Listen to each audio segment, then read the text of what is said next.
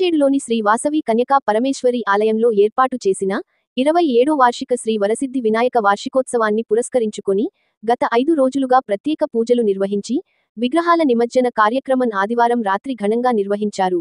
5 రోజుల పాటు పూజలందుకున్న గణనాథుడు ప్రత్యేకంగా ఏర్పాటు చేసిన వాహనంపై ఆసీనుడై ప్రజలకు దర్శనమిచ్చారు. భారీ సౌండ్ సిస్టమ్, డీజే బాక్స్లతో పాటు రంగురంగుల విద్యుత్ అలంకరణలతో ప్రజలను ఆకర్షించాయి. గ్రామంలోని పురవీధుల్లో ఘనంగా ఊరేగింపు నిర్వహించి యువకులు కేరింతల నడుమ వినాయకుడి యాత్రను శోభాయమానంగా సాగించారు. గణేష్ విగ్రహం ముందు యువకులు, మహిళలు పిల్లలు సంతోషంతో నృత్యం చేస్తూ, గులాములు చల్లుకుంటూ, బాణాసంచా మోతలతో హోరెత్తించారు. సంబరంగా నాగార్జున సాగర్ కాలువలో నిమజ్జన కార్యక్రమం నిర్వహించారు. ఈ కార్యక్రమంలో విరివిగా ప్రజలు పాల్గొని తమ భక్తిని చాటుకున్నారు.